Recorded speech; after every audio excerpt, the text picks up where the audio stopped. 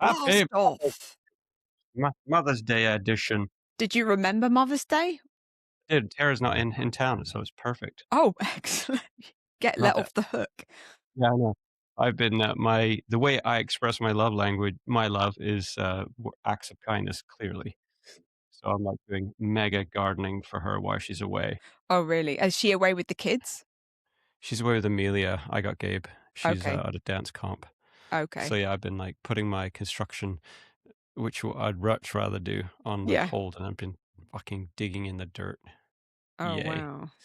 Because your place is just exploding right now with Yes. yeah. Well, we changed everything, right? Because we moved the greenhouse, so all the irrigation lines had to be rerun, all the electrical had to be changed, everything changed, Wow. and we've moved everything around. Like, oh, that didn't work there, so we're moving Mm, it over here, and we're going pretty heavy on the flowers this year mm, to do a U pick. nice. So you So people pick their own flowers?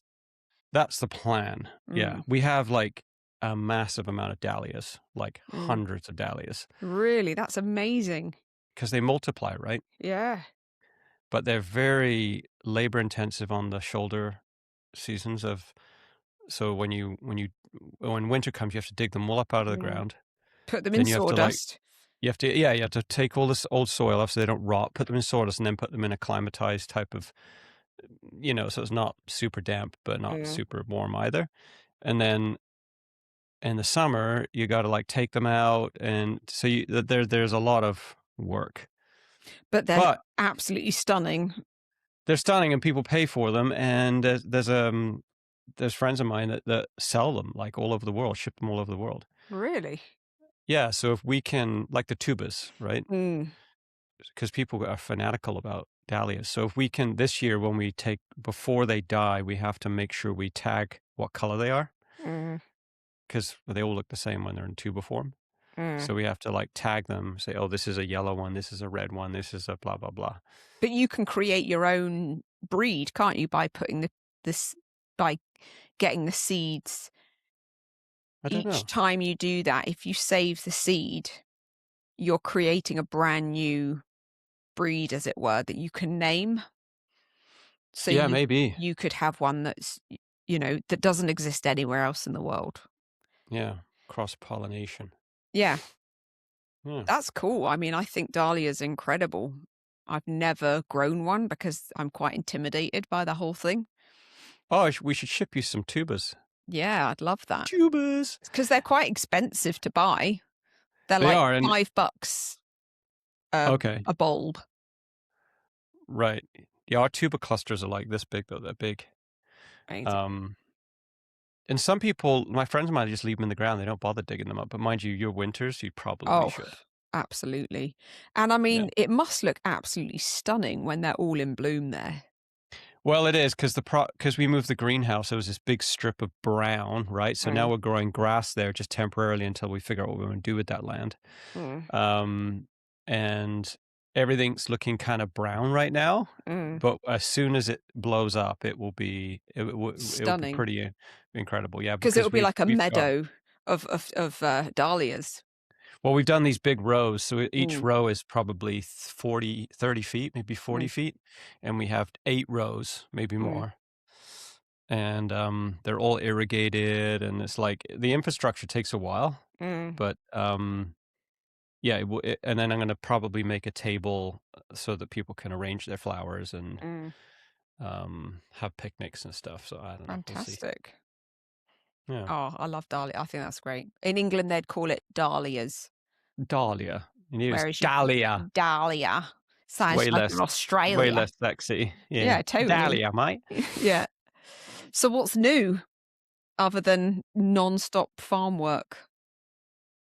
What's new? Yeah, I mean, I had a little solo podcast last week, so I was like, do it myself. Mm, Um, and new with me is like this kind of I'm reluctant to count my eggs before they hatch, but I feel like I'm in the midst of a type of change in my thinking, in my outlook, in the way mm, I think, the way I yeah. just with this Neville, what's his name? Neville Richardson or whatever I've been listening to like on repeat. You know, there's and he's got a lovely old English voice, which is kind of nice. And but I listen Mm, to him in the gym, listen mm, to him on the road, listen to him wherever I am by myself. I listen to this guy because I'm trying to do what you did with Eckhart Tolle, release like reprogram mm, my computer, and I've realized that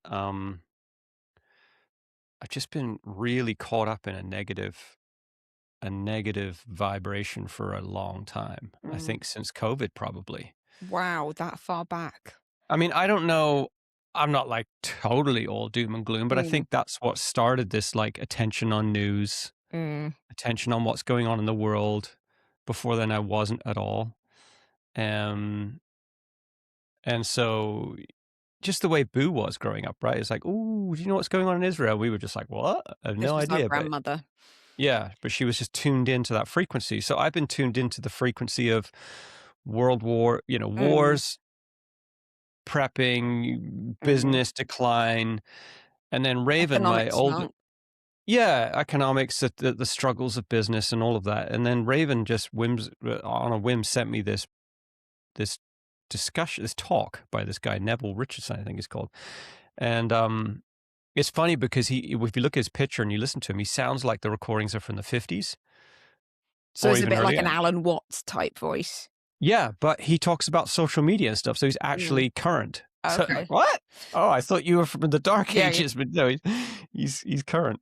Um, and so I listened to it, and hit that first one was about how important rest is, which is funny that my son would send me that because he knows how driven I am, Mm, and how important your imagination is, and how your imagination is the breeding ground for bringing aligning yourself with what you want from the universe. So it's like using these functions that we see as kind of like these body functions that we see as kind of like slightly benign, your imagination, mm, but he's like, no, your imagination and restfulness is when you can open your eyes and see, is that's where the seed is starting to germinate. And so his whole focus is on not a new concept, but it's this kind of uh aligning with the universe, uh and to for your dreams to come true. mhm, And I guess that would be the very reductive way of saying it. But then coupled with another guy I've been listening to, I'm so bad with names, but he's a famous guy. He has more of a scientific outlook on it. Um, so he's on the same podcast thread or the mm, same kind of discussion thread, and he's hooked people up to electronics and like MRI type of machinery, and got them to focus on something like I see myself on holiday with my family in France and and all of the or I see myself being financially mm, stable and not in debt, and all of the instruments go off the charts, right? And he actually says your heart puts out the most energy of any other thing in your body. It's not your mind, it's your heart. mm, Your mm, heart projects about 3 feet from your body, mm. a detectable wave. So, He so what sounds like Joe Neville? Dispenza. Is he a That Joe? is it, Joe Yeah, Dispenza. Yeah. okay. So Joe Dispenza says the same He's thing, the but science behind he it. is backed behind with science. He's like Mm, scientifically proven that the quantum world, which I still don't understand quantum mm, stuff, but the quantum world, what there's some real like epiphanies that I've been learning, that the quantum, that the universe is no respecter of persons. It doesn't care if you're a murderer or a housewife. mm, If you're aligning with it, it has to respond to your aligning. mm. It's not like, oh, Abigail's worked really hard this year, I think we'll throw her a bone. Right. It's like, no, it's not like that. It's like, I It's a picture it as kind frequency. of like those old radios that we grew up. Mm, I grew up. I kind of mm, collected them, and you had to slowly work the dial, and then you found the station, and you moved it an inch to the right, and you mm, the station, and then you found it clear. Someone would bang on the table, and all of a sudden the station's off again. mm, That's the way analog radios used to work, and I feel like that's what's happening in my life. Is like I've got a hold of the dial, and I'm moving it to another station, mm, and it's crackly. I get it clear. It's crackly, and I'm trying to get to the place where it's always clear. mm. Um, Do you feel like you're so making some headway? Because you're probably, what, 3 weeks in or something? Well, yeah, it's like a couple of these epiphanies. One is using your imagination. So I'm like, oh, I thought this was a benign function of human existence, Mm, your imagination, but no, it's like it is the core of starting to see your dream. And then he talks about the law, all of these laws, and the one law that really is impactful is the law of assumption. So if you have a dream, so say my dream is to, you know, uh, I'm great. I want my business to be mm, successful, right? If you're saying I want my business to be successful, you're already admitting that it's not successful. And so the universe is confused by that, mm, or that frequency is confused by that. Versus saying, I'm so grateful that my company is super successful and doing really well and grossing 4 million in gross mm, sales a year, and everyone's been paid well. I'm so stoked about that. mm, Um, so that's assuming. He said you need to have a posture of assumption, assuming that it's already here, mm, assuming that it wants to give you this good gift, not begging. Oh, I really wish. mm, Like, do you see a goodness in my heart, and you would, be mm, moved to help me? No, it's like he's like, no, you have to live as if it's already here, mm, and then you have to feel it, and I've been able to like feel in my body like a feeling of excitement as I'm focusing on of these things. wow. Um, and that's what it's really important. It's like you have to feel it. You have to Mm, see, you have to have vision and detail. So like I want to move to a house, and I want it to have a blue door. So mm, you really intricate on the details.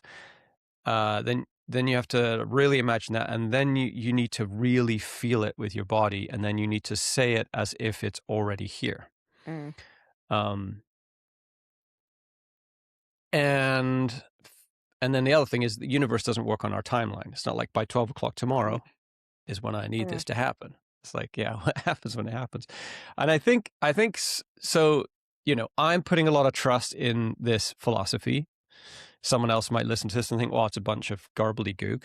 It What are you sounds doing that quite for? similar to the faith, name it and claim it, or manifesting that we've What was come that book? from. The Secret, was it called? Yeah. Or yeah, so that's the Such a part I'm fine trying line. not to. Yeah, I'm not. But But I I think think what it they're is tapping quite different. into, what I realized, and I think this happened to you and it definitely happened to me, is that you get into a place where your frequency is set to fear Yeah. and you're on a fear frequency. And I could feel my vibrational frequency was too low. I could feel it humming at a really low. I Hmm. was aware of that for many years. I was Mm. in the grip of fear. And I think that that's what's happened to you as well. And then I did almost to a, you do these real, pull out all the stops. I was listening to Eckhart Tolle for 21 days straight, through the night, through the day, just the Hmm. same book on repeat until I can now, when I'm in facing a crisis or a challenge, the words just come to me because I've just Mm. saturated myself. But I managed to change that frequency, doing And it's exactly, doable, right? totally doable. And you have these breakthroughs. And when I get to the other side of them, I can't quite think how I got there. I just Yeah. know there's a shift. It's So weird, I right? absolutely believe in what you're doing, because I think that getting into fear, I mean, even Jim Carrey talks about there's only two modes in life. There's fear and love. And that's it. You're either doing things out of a place of fear or you're Mm. doing things out of a place of love. That's the only Mm. thing that exists. That's Mhm. his philosophy. And I don't quite get the love thing, but I do get the fear thing. I'm like, Yeah, I know. yeah, I'm, Don't growing understand my that either. business in love. It doesn't resonate with me. He's got his own No. language. Yeah, And yeah, I yeah. think what's really cool is figuring out your own language that resonates with you. And all of these different people have a different way of saying the exact same thing. That Yeah. you're changing your frequency, you're elevating your vibrational frequency so that it resonates with really the better law of life, which is life, Yeah, the law of life generosity, force. right? Yeah, Like assuming that the life wants to give you positive things. Like yeah, I've always assumed that everyone and everything is angry at me. It's yeah. always been that way. I mean, and I still struggle with it. Like Mm, I'm not fixed, no. but I still feel like all the time, people are just mad at me. Everyone's mad Mm, at me. mm, Like I said to my bookkeeper the other day, I said, I feel like no one likes Little Star. He's like, what are you talking about? Everyone loves Little Star. Little Star's my construction business. yeah. And so that's because I've taken the small 1% that don't like Little Star and I've just like focused on it. Mm, And I think it's kind of like, if you wanted to quit smoking, they say, give it 2 months or give it 30 days. mm, But people don't give it that. And I'm realizing, and I'm really excited that you can, and I think people should be really encouraged that you can change the way mm, you think about life.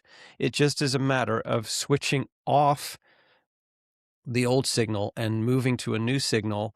And you have to be okay with that kind of like shaky middle ground, yeah. where you, and here's the thing that's very basic in my basic way of thinking. I'm like, the alternative is not it doesn't work, right? Like say that none of this works. Say that the universe doesn't give me a successful business, right?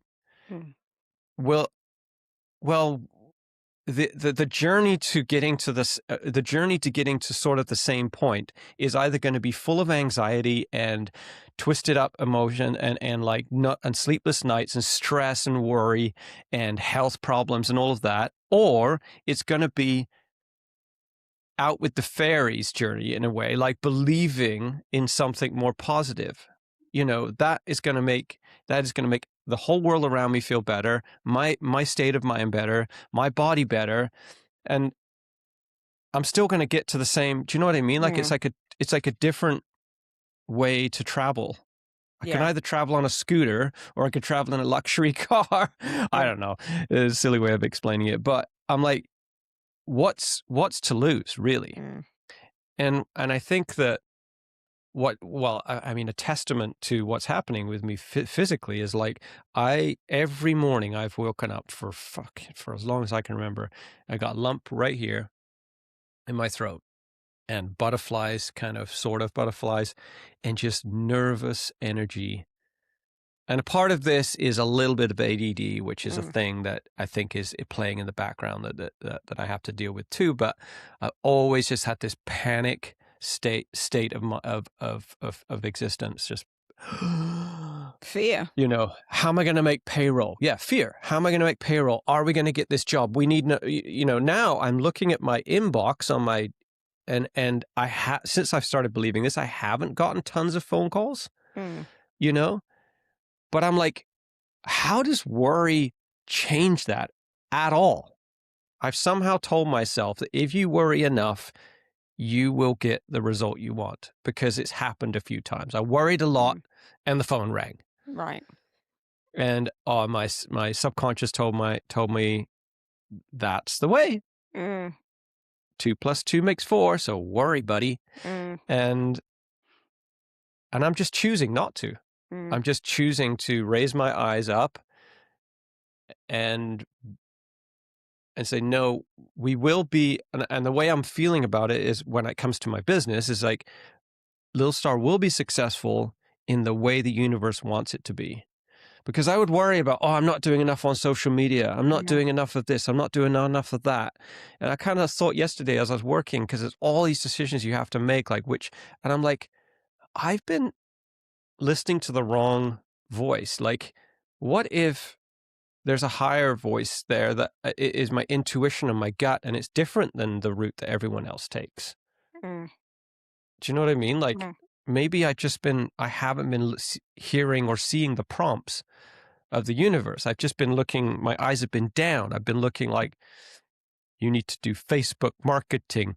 Mm. It's like the same old,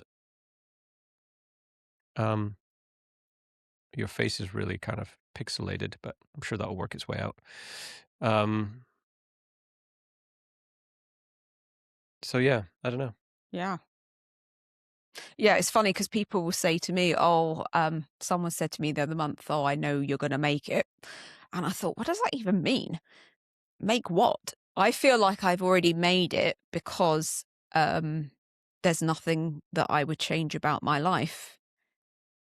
There's nothing, I've already really got to where I want to be, which is I'm at peace with my life, which wasn't that way for Mm, many decades. So my angle, slightly different from yours, is really first of all, I feel, and something Eckhart Tolle said, which really resonates with me, is that life is designed to go wrong, in as much as suffering is still the most effective way to bring us to the point of surrender. So when things go wrong, I tell myself, of course, well, life is designed to go wrong. How am I going to respond to things going wrong? And if I can get to lunchtime mm, without something going wrong, that should be celebrated. That's like, wow, nothing went wrong today. It's a miracle. That's fantastic. But not mm. seeing things going wrong as bad luck or the world universe has got it It's in just for part of me. the journey. I think that everything is Hmm. decaying. So even in nature, everything just goes wrong in as much as something Mm, is born and then it gradually decays and dies or gets hunted and killed. And I mm, think really the kind of everything's kind of going a bit wrong. It's also going really, really right because new life is constantly being born. But yeah, it's how you look at it. yeah, I mean, these things are simultaneously happening. But to think, I think the bad vibrational mindset is, and I hear people say it all the time, like, oh, it's just my luck, or knowing me, this will happen. And, bad things always happen to me. And Mm, I'm like, bad things happen to everyone. Life is just designed to be a bit of a disaster. It's a mess. And if I can get through a day and I'm like, nothing went wrong today, I just want to show my gratitude. Like I mark it as mhm, that's cool. I had a day where really mhm, nothing went wrong. I'm really thankful for that. And then when I get an unhappy guest or whatever, I'll get someone messaging me and I get that pang of anxiety or I get a message from the lawyer, whatever it is that rattles me. First thing I say to myself is life's designed to go wrong. So that's okay. This isn't going to be just mhm, because I'm at peace with my mm, life doesn't mean that things are all going to go my way. It's all about my response to things not going my way that really matters. So can I transmute? And we talked about this before. How mm, do I respond to those things now? How quickly can I zoom out to where I'm mm, in outer space observing planet Earth mm. and I realize nothing out here matters all that much? It's all just nonsense. So playing at building a business should be this Yeah. playful game Mm, of that's the playfulness of life. Like I'm here to mm, experience life as a conscious being. I'm here to recreate. So we've replicated, we've had children, so we've ticked that box. We've experienced life. And then the final third thing mhm. is, and then we get to play games. And this should just feel like a game that really, really does not matter at all. Like, so doesn't matter that it should get to that point where it's just Well, we think we playful. have. Well, it would be if we understood that it wasn't by our sh like like the fact that like yesterday, Gabe went down to the beach with his friend, and I was like, "Oh, I'll come down in the car." So I drove down, the beach where we live Mm, is like literally a 8-minute walk or whatever, and I was like, "Man, I gotta come here more often," because I get in the farm and I'm just in this place and it's a beautiful place to be, but there's a lot of work to do. And the beach is literally one road behind my house. And I went down there and there's like an eagle standing right in front of me on the sand eating some fish. And there's a sea lion out there like honking It's away. like paradise. And I'm just like, geez, man. Mm. What? It's like right here. Yeah. It's like right here. I just had to get up and walk 10 minutes. And I was like, look at the mountains. I mean, literally the whole back, it's just a vista of like incredible mountain ranges with snow on them and snow capped and eagle. And it's all there. And I'm like, you can get your head down. And I'm just like, wow, this is where we live. This is where we live. Like we live right on the ocean. With all this beauty around. I'm like, this is a miracle. And yeah, somehow we think that it's all on us By the to sweat of our brow. have a successful business or by the sweat of our brow. And it's like, no, it's like been gifted. You've kind of walked in the right general direction, because it does take a matter of, you can't just sit on your couch and expect life to come to you. There's a responsibility to get up and take action. But it's all this accidental falling on your face. And, I mean, even the fact that, like, we as a family always dreamed of being on 5 acres. We talk about it in a joking kind of, oh, when we get our 5-acre farm, ha ha ha. And here we are on exactly 5 acres, Yeah. by the ocean, not by a lake, by the ocean, which is what Tara wanted to be. And it's like, shit, even not even in putting intention behind it, we arrived at our dream. It's like you say, there's always food in the fridge. There's always gas in the car. There's always payroll is always made for fucking 20 years. My bookkeepers called me. I can't tell you how many times they do burn a pickle. We're not going to make payroll. Literally the day before, sometimes 8 hours before it needs to come out of the bank. And there it is. It shows up. Yeah, it's wild. It's funny because Gabe mountain bike races, and we did a race down Island last week.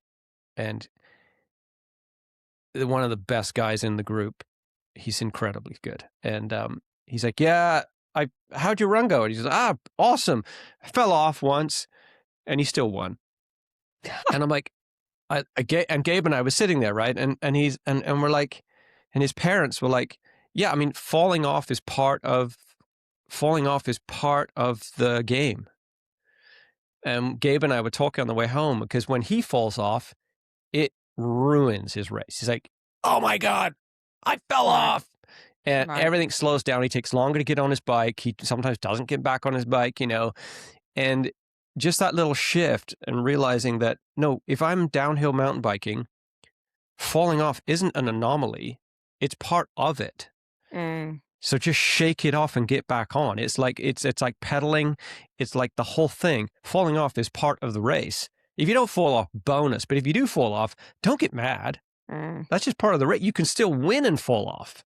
And it's like, it's just these little, it's a psychological shifts. attitude like that. I can't remember the name of the world famous, the top ranking Russian tennis player. The one who wouldn't get the jab and he got banned from Australia. He gets interviewed and he says, I struggle with all the same negative emotions that everyone struggles with. The difference is with me, I'm mentally so strong that I don't let myself stay in that place more than a few seconds. So when he's in the middle of a very difficult game, his mind will go to dark places, but he's got so much control over his mind space. Just like that kid, like getting back on his bike and bouncing back, the attitude. And that's what I realize is that life is designed to go wrong. It is full of suffering. And just because your frequency changes doesn't mean you're going to stop suffering. It means your attitude towards suffering changes. So when you meet with suffering, which inevitably you will, even the most enlightened person is going to encounter suffering. It's about how your relationship to suffering. How do you approach it? How quickly can you get context and perspective and zoom out to where you realize, oh yeah, nothing out here matters. This is all just noise, and the suffering is another way for me to basically surrender. It's an opportunity to surrender.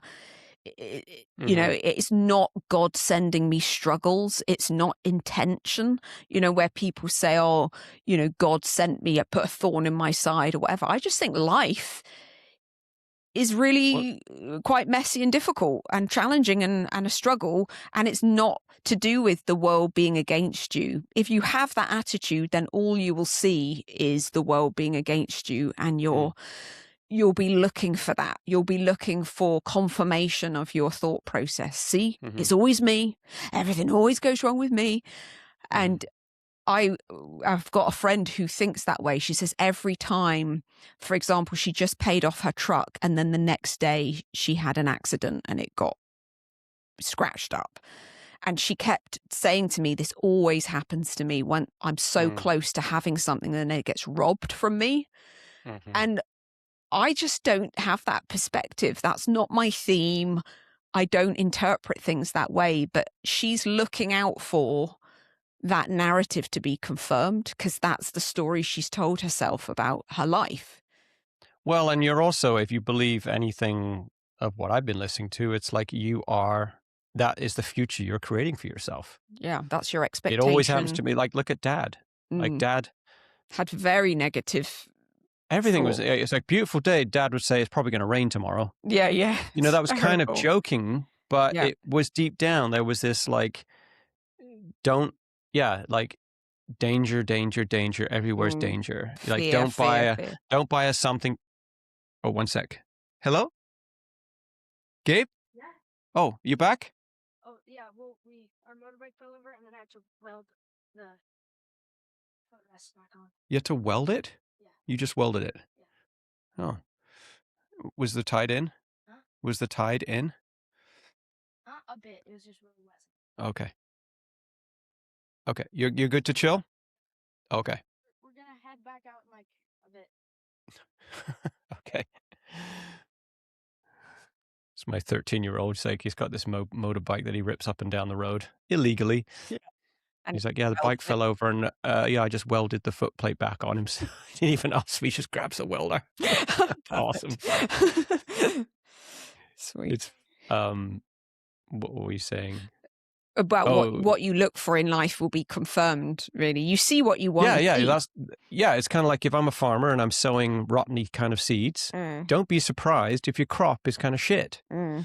And I'm realizing that now. And If you, it's like, Eckhart yeah. Tolle says, if you want to know what your future will be like, look at your past, because nothing's going to change if you don't change. Your future will look a Mhm, lot more than like the last 5 years. You can predict your future will look mhm, like the last 5 years you just had. And what you're really engaging with is neuroplasticity, where you're mhm. rewiring your brain and how it thinks and how it's structured, which is a Yeah, and massive thing. also, yeah, and we're so hardwired to. I mean, just something weird is like this whole working Monday to Friday, 8 hours a day. Like there's these kind of like systems that are put in us, and you kind of sometimes you stand back and think, what's that all about? I only feel validated to chill on a Saturday and a Sunday. And every other day is like 8 hours. Oh, I worked 7.5. Oh, got to work half an hour more, and then it's my 8. Mm. And we're just programmed, right? And we're just programmed for concrete, like, you know, there's this guy that I interviewed on the podcast called Suki, and he believes all this stuff, right? And he lives in this beautiful mansion down in West Vancouver, um, and I remember before I interviewed him, people would be like, "Oh, Suki, it just drives me crazy. He's always so positive." Yeah. He's always like, "How you doing, Suki?" He's like, "I'm living my best life." And you're like, Fuck "Fuck off. off." Yeah, literally. And Not relatable. now, and I interviewed him, and I was like, I think he's right. You Because might I be know what onto he's something. well, I know what he's doing now, because of what Yeah. he's doing is he is prophesying to himself like this. Mm. I'm living my best life. He's compounding and investing and investing in positive investment. And yeah, he might not be able to make his mortgage payment, or he might be have to give his brand new vehicle back. Who knows? Like those Mm. things happen, but he doesn't see it as, oh, this doesn't work anymore. Mm, It's like, no, this is just part of the journey. Like, you just the fact that you have to take a few steps, what we would call backwards, mm, maybe it's not backwards. It's just kind of like sideways. It's mm, like, there's something better instead of like, oh, now there's something worse for me. It's like, no, I'm losing this because I need to empty the gas tank for something to be filled up with something better. mm, Like there's a shift going, and it's just the way our perspective and the way we see everything, or I see everything, has been so programmed to, like, it's just anything that would be perceived as a step back is a failure. You mm. failed. It Regression. didn't work. See, told you it didn't work. Yeah. You know, Well, like the and kids, because we've had a very long winter here, they'll say, "Why did you choose Canada of all the places we could have been?" Yeah, mm, they're in this whiny, anywhere but here. Oh, this place sucks. And because I'm not in that headspace at all, because I really feel like I'm lucky to be alive and my life is a miracle, I just walk around the house going, "Isn't it amazing that we live here? Like, we are so lucky. We are such the fact that we've got an ocean view, that we're 5 minutes from the beach, that we're 3 minutes from lakes. We're just so incredibly fortunate. Like, can you believe it?" And they just kind of look at me like, eh. But yeah, my perspective genuinely is I've barely noticed the weather this winter. I've not mm, engaged with, I've just been on a completely different wavelength. My wavelength has been, I can't believe how fortunate I am. I cannot believe that I'm here and that everything's okay amidst all the challenges. mm. It's an absolute miracle. I'm alive, and you know, and so all of the shitty 6 months of weather we've had haven't got. I haven't had any depression whatsoever, not even a hint of it. Um, That's great. I it mean, just that's a hasn't got to me. testament to the fact that you can Rewire reprogram, yourself. because that was Absolutely. not the case, right? Like I No, remember talking to you. He's like, man, it was rough. I mean, we were for like, decades, yeah, like real doom and gloom. really And bad. I think I mean, interesting, the psychology of a roller coaster, right? Like we strap ourselves into a car, all of a sudden fear becomes excitement because you're on this ride that we're told, we believe that it will stay on the rails. And so we place our faith in that, and that turns something that's incredibly scary to something exciting. Mm, Because I know that after this crazy going down mm, on this rickety old set of mm, rails, there's going to be an up and there's going to be a mm, side, and then we're going to come to a stop and we're going to go get candy floss. mm. But somehow with life, when we hit those crazy downs, we have no faith in whatever's out there to be holding us. And so we just panic.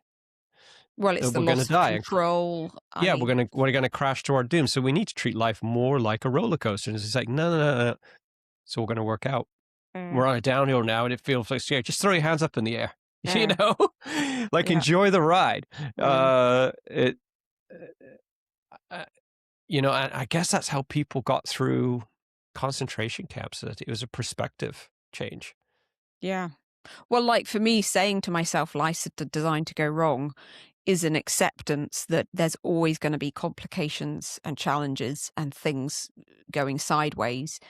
And um, in the midst of that, it's the attitude of um, total surrender to what is. This situation already is. It's already happened. I'm just walking through it. I've got no choice. You Don't you can't, think it's a little bit negative though to have a focus on life is designed to go wrong?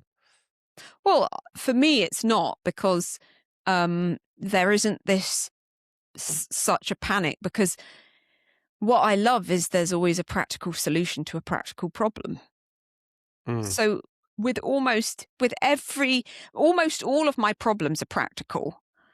There's impossible people, and you can't solve impossible people. You have to protect yourself. Unsafe, impossible people, you want to eliminate from your life as much as possible, is my conclusion. But practical problems have a solution. So when life is designed to go wrong, I will tell myself, is this a practical problem? Yes. Practical problems always have a practical solution. Fantastic. There will be a solution, because think of all the thousands of practical problems I faced in half a century on Earth, and I can't remember any of them right now. They've all somehow Mm. either evaporated, solved themselves, I've solved them, someone else has solved them. Somehow we're here, there's gas in the car and food in the fridge. When you actually logically think about the amount of challenges we faced, and you probably can't name any of them right now, then why does it matter? Like, this is just one that's right in front of my face this minute, and it seems like it's everything. But in a week from now, I won't even remember what it is. It would have completely evaporated. I won't be able to recall it. Hard to believe when you're faced with a problem, but Mm. that's the truth. Because if I said to you, uh, middle of April, can you remember a problem that you had to face in middle of April that you panicked over? And you've got 10 seconds to remember it, you'd probably be like, not really, whatever. I don't know. I mean, maybe it's the same problem that you're facing right now, in which case it's, there's certain, I just, that's generally what gets me through. But do you think that it seems like your perspective is like, I already know that things are low, so I'm not going to be shaken because I don't have my hopes too high. So I'm already right down here at the place where I just can't fall because I already understand that, like placing yourself kind of at the bottom in a way. No, I mean, I feel Um, like I mean, I've, there's a I've been through enough to not be taken out by this thing that's in front of me, whatever it is. Mhm, I'm not going to let this thing in front of me take me out after everything I've been through. Um, I mean, mhm. it's different for me because I feel like I've already arrived where I want to be. I just need to maintain where I am. And I think actually you have too, because you are Mhm. living your dream, but you just need to live that dream without the burden of worry to infect it and ruin it for you. But, you're on your 5 acres, you still own a Yeah, but I small do have business. yeah. Yeah. I know you have obviously Yeah, I mean, aspirations. but I think yeah, and I think that like it's interesting. I'm not stressed out because it's like what am I saying? It like you said to me, it comes at the time that it's supposed to come. Like this, like some people figure out these things when the timing is right. Mm, You know, uh, a change or whatever. I mean, I think for me is like, yeah, my perspective is changed, so it's not going to affect. I'm trying to not let it affect my physical outlook. You know, um, It's like, "There's no gas in the tank." Well, no, there is. There's gas in the tank. Gas will be there, but there's no gas in the tank, buddy. So I mm, can either be no there's no gas in the tank, or just believing in the fact that there will be when I need it. mm, Um, but I also hope and have hopes that, I don't like having a massive mortgage and big mm. debt, That would be nice to be gone. It's Yeah. funny when I think about my dream, it doesn't include fast cars and big boats and all of that. It's like all I really want is to have a successful business where I can pay my employees really well and it actually flourishes so that it can pay my expenses in my life. And I want to have a couple of good holidays a year with I my know, whole that's all I family. want. That to me, That's it. yeah, Yeah. like I want to be able to eat at night. I take all my kids and say it's all on me. Mm, And we can not stay in the most fancy hotel, but just like a decent, have nice meals, not have to worry. mm, I want to go up the Eiffel Tower. Let's do it. mm, Because I know that I'm my best self on holiday and everyone has a great time. And mm. this is the most lovely memories. Yeah. Um, some people, when they dream of the future, it's like, I want a Lamborghini. I Mm, want a second house. I would mm, like a second house in like Mexico or mm, somewhere like that. I think it'd be wonderful. And when I picture my second house, it's kind of like a little bit rickety. mm. it's on the beach, but it's Yeah. not perfect. It's funny how my mind works. Like, I don't some people, it's like, it's got 5 bedrooms with a pool and, you know, 2 Range Rovers and it's Yeah. like, I don't give a fuck about that Mm. shit, you know? Yeah. It's all about location and Shack on the feeling. beach. But I actually like, it's like we just bought a Prius the other day because the fuel price is Oh, so crazy, and it's like 2009. So we have 3 vehicles in our driveway that are all over 20 years old, I think, and it's fine. yeah. Same.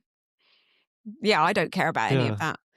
But I think what but what I'm speaking to is I feel already satisfied with what is. And so I know that I wouldn't want to stay in this place forever and become stagnant. But my attitude is coming from a place where I already feel so grateful just to be here and be with my kids and, and so where you say, am I setting the bar low or, where I say life is designed to go wrong, I think I tell myself that because inevitably things will just kind of fall apart. It does seem like that's part of the imbaked design of life. But things are also designed to be reborn and new life and go right as well.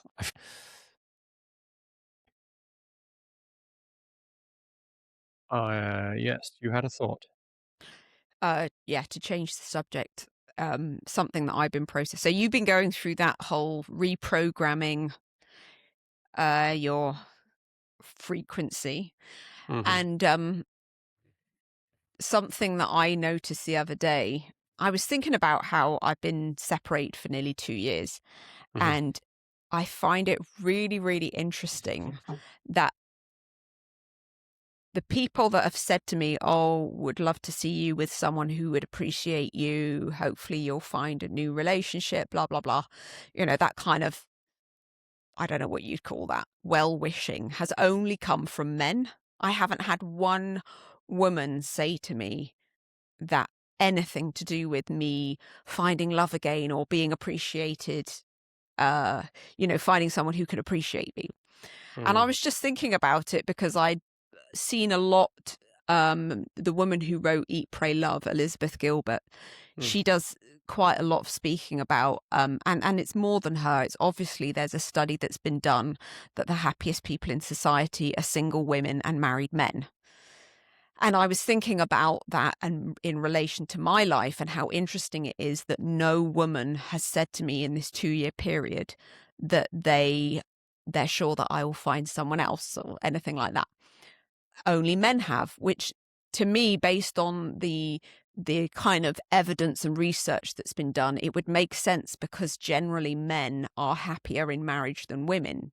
That's what that study tells you, that the happiest women in society are single women and married men, and that men are more likely to thrive in marriage because generally they get taken care of more. Like men do less well when they're alone. So if they're widowed, they often die quite soon after their wife dies. They'll often remarry quickly.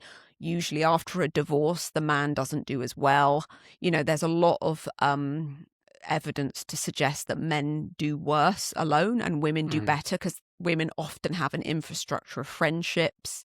They have a lot of girlfriends. And if they're widowed, women generally do quite well. mhm, And so I was like, okay, I've got my anecdotal experience, which is most women that I'm friends with who are married are not thriving. They're either saying to me that they want to do what I've done, or they're planning to do what I've done, or they've already done what I've done, which is end their mhm, marriages. That's the feedback I'm getting from women, that, this whole kind of perimenopausal women are just leaving marriages left and right. They're walking out, they're done. And I thought, so not only is there studies showing that there's something going on here where women aren't doing that well in marriage generally, like obviously this is what would you call it? Like a generalization. mhm, But that seems to be what the data's suggesting. And then in my own experience and then in my friendship group experience, what I'm seeing is women are just done. They want out.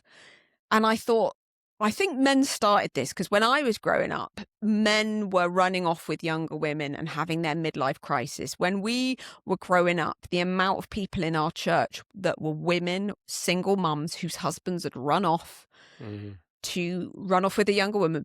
But now women are like, oh, I'll have a bit of that. But they're leaving to be alone, not running off with younger men, not remarrying, not wanting to be in a relationship.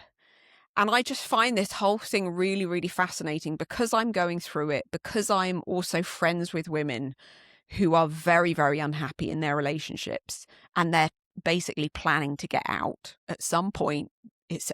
They're lining up, they're hiding money, they're making plans, they're strategizing, or they're staying for the kids.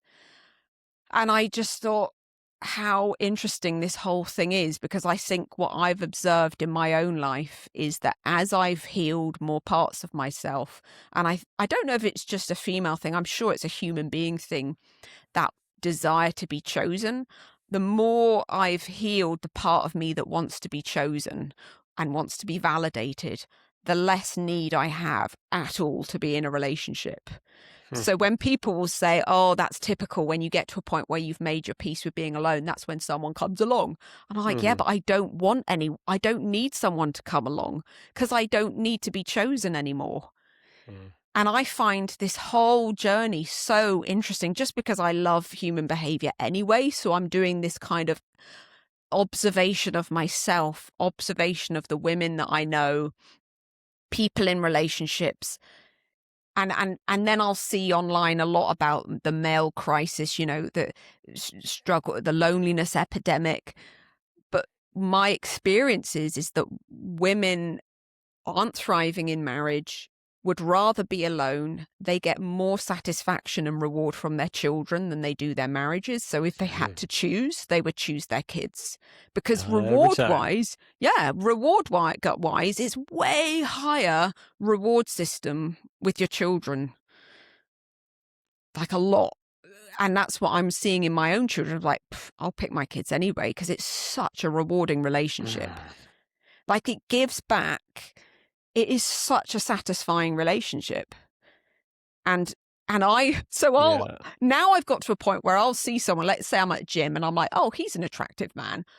And then within 10 seconds, I'm like, I walk it out in my mind. I'm like, okay, let's say I dated that guy and then the problems start and then the late night chats and then the communication issues. And I'm like, forget it. Like, I am not ready. I am and I did have a very intense. You've been through a rough one. Yeah. Oh yeah. I'm not recovered. Yeah. But what's interesting is it's not many people have the type of relationship I've come from, and yet they're still saying the same thing, because I think probably not in your case because you've got a different setup in your marriage, but a lot of women that say they've got several kids, they're working full time, they also run the home, they are carrying such a load that for them the reward is so low. And that's what I'm seeing, is that for many, many women, because so many of them work full time and essentially the brunt of the running of the home gets burdened on them, they are not having a good time. They basically feel like there's an inequality there, and they would be better off alone, because then actually they would get breaks. Like I get the weekends now. I never had the weekends. Now I'm like, what shall I do this weekend? Yeah, I think, yeah.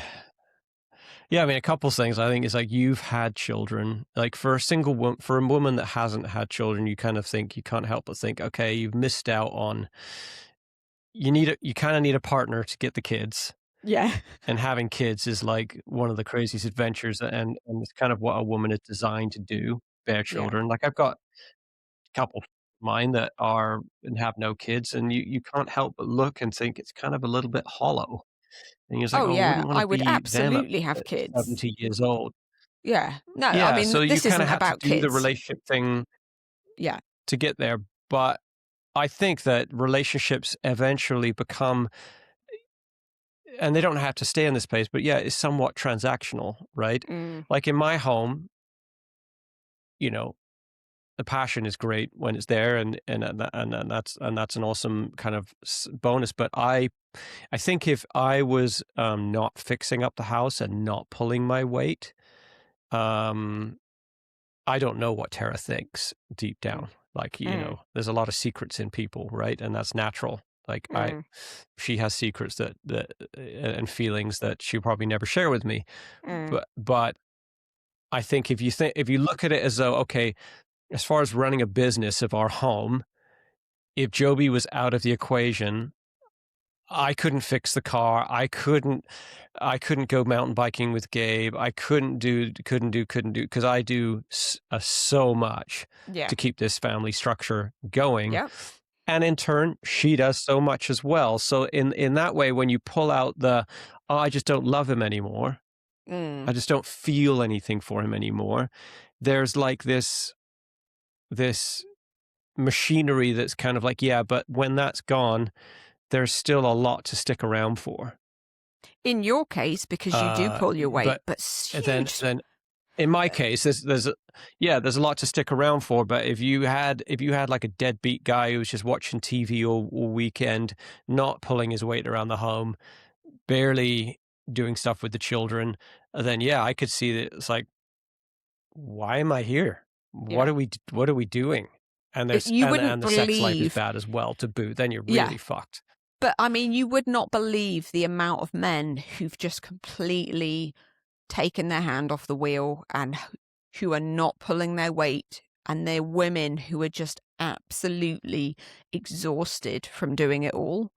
Like, that's my circle of friends, because I've got, Well, oh my goodness, just the workload that these women are carrying, and the men that have just given up and have tapped out. They're just done. The man's done for his own mm, reasons. Perhaps he doesn't want to grow up, or he's burnt out, or, he's disillusioned, whatever the thing is. I would say that your setup's unusual because you and Tara are both extremely involved, and so many men have a more traditional thing where they basically go to work and they don't want to do much else on top of that. That they're mhm. not. I'm sure when Tara tells her friends all the renovations you're doing, all of those girls will be like, I wish my husband would do that. We talked about that before, because so many Yeah. men don't want to do anything around the house. And, Mhm. it's exasperating. So I'm only saying from my experience and the experience of, uh, I think what's a revelation to me is that I think once I healed, what I'm realizing is healing the deficit of needing to be chosen and needing that validation has basically eliminated my reason to have a relationship, because so much of it was just driven by that. Mhm. Um, and I Mhm. think the environment that I grew up in, the very Christian environment of desperately scrambling, everyone was just scrambling to find the one, to be chosen. And it's an interesting The human mate. need that I don't think's just Christianity, because else there wouldn't be so many relationship podcasts about this desperation to be chosen, and how powerful it is. Mhm. I've observed in healing that part of me, where I've landed is, well, I can do everything on my own. There's nothing that I can't do on my own. Yeah. And if I can't do it, I can pay someone $35 an hour.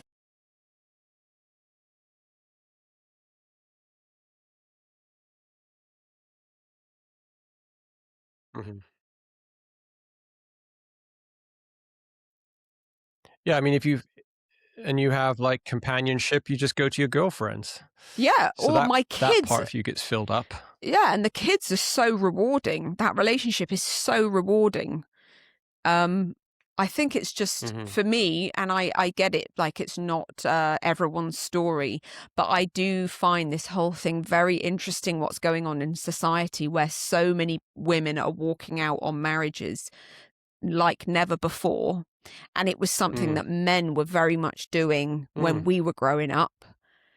We all have time to think about our Mhm. own happiness now, because we're not thinking about our survival all day long. So all of a sudden it's like, well, what do I want? It's kind of this this strange thing that's never happened before since the start of time, where we actually have time to think about what we want in life. And we're not dead in our 40s. Yeah. And you're just like, Well, I think actually, that I don't know if it. go ahead.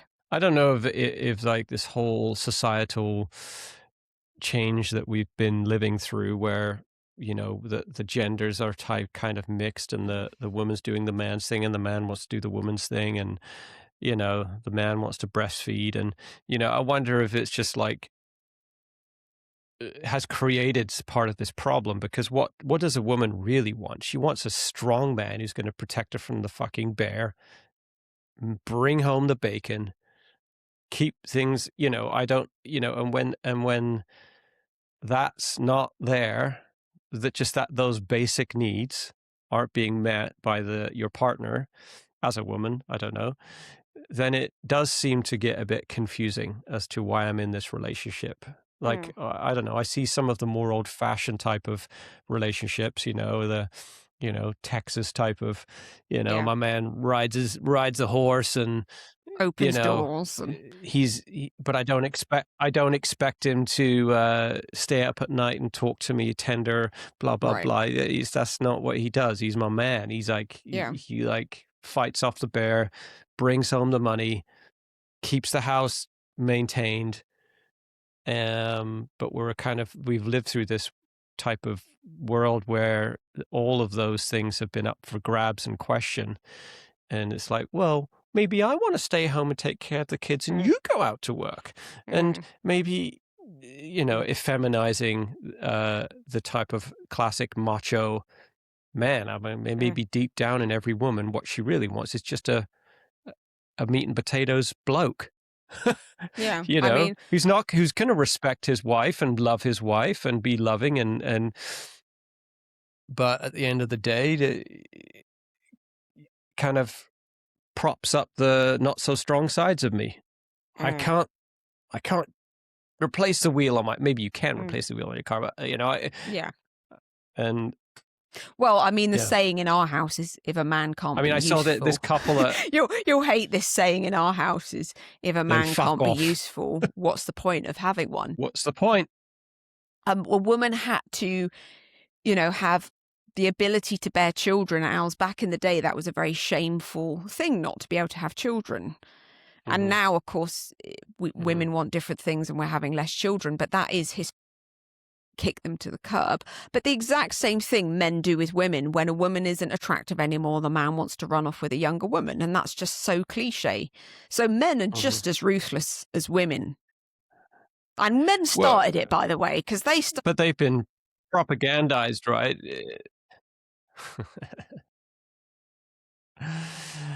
Yeah, I mean, it's very, very simple, isn't it? Women, if you want your man to stick around, have sex with him often and call him big and strong and brave. That's all you got to do. Women, if you want your men, if you want your woman to keep you, fucking get out there and get a job, chop some wood, be the man, lead, right? But we've been propagandized for so long by this woke culture that men don't need those things, and be more tender and loving and in touch with your feelings. And those things are really good. But in the old days, when you look at hunter-gatherer, it's like men were trained up by other men to be strong and to hunt and to be the warrior, and those arts are kind of lost. I mean, they're coming back, and there is an undercurrent of that. Like, we were mountain biking, and a couple we mountain bike with, he's not a male spectacle in the way he looks aesthetically, right? But his wife just looks at him, like, just talks about him out loud in front of other people in a way that I think most men would just die to have their woman talk. Like, he pulls the bikes off the back of his truck. He's like, "Oh, you're so strong," and it might seem cheesy, but as a man, I can guarantee you his batteries are going boop boop boop boop boop boop boop boop boop boop. Yeah, I mean, it was done, but she does that often, and it's like, it's so simple. It's so easy to fill your husband's, like, batteries. Just tell him he's big and strong and brave, but the man has to do something big and strong and brave for her to be able to say that, you know? So I realize even in my home, what my wife does not I realize in my own home, like, what my wife doesn't want is for me to be, "I don't know about the future. I don't know if we're gonna be all right. I don't know." It's like, I'm realizing maybe you should shut up a bit and just keep that to yourself. And no, what a woman wants is like, "We're going into a storm. It's not like this is all gonna be roses. We're going into a storm. Buckle up, but I've got this."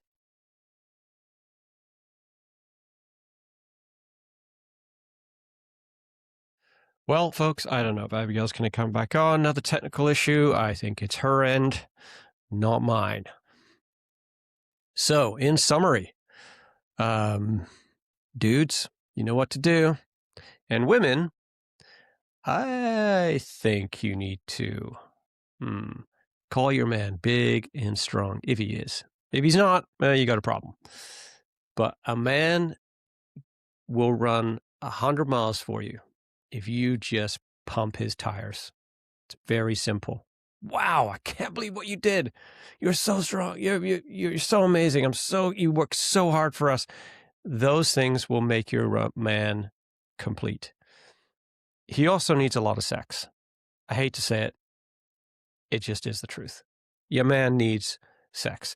It's not what I'm learning, or what I've learned, is it's not just a desire, let's get laid and get my rocks off. It's actually a physiological thing. It's the way a man feels close to you. It's the way I feel close to my wife. So it's interesting. I don't think most women think of that. I think most women think, oh, my man's such a horny little bugger and all he wants to do. No, it's actually, it breaks down some barriers. I can feel the less sex I have in my life, with my wife, the more detached I become. This wall gets wider and wider and wider, and it is just the way it's a biological thing. Sex just dissolves that wall. Probably if you're with a partner and you have sex, you probably notice the next day your husband's a lot more chatty, a lot closer, a lot more tender, and you can look at that one way and think, that he's so greedy for it. It's like he's just a horny bastard and he's just so greedy for it. No, it's not. It's like something biologically dissolves in a man when he is physically close to his wife. Part of the problem I've realized is with divergent. Is it divergent?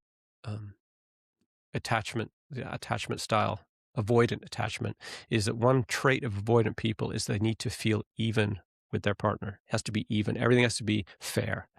So you think, well, I'm not going to have sex with you because you didn't talk to me about my feelings last night, or you didn't listen to me properly. And so that's a bit of a challenge, because if you're two avoidant attachment style personalities together, then there's going to be this tit for tat that happens. And so, yeah, that has to be figured out. Because well, I'm not going to give you this thing because you didn't give me my thing. And that's just a bit of a death spiral. And so I'm admitting the man has to own up to his end of the bargain and do his thing. But we all have to, I think we all need to also understand each other's love language. Like, the way I display my love is through acts of kindness. Like, I work physically hard doing things for my family, for my wife. Like, that's the way I do it. And if that's not recognized, then you can think, oh, well, he's not doing anything for me, because my love language as a woman is to be, to have, tender, long talks at night.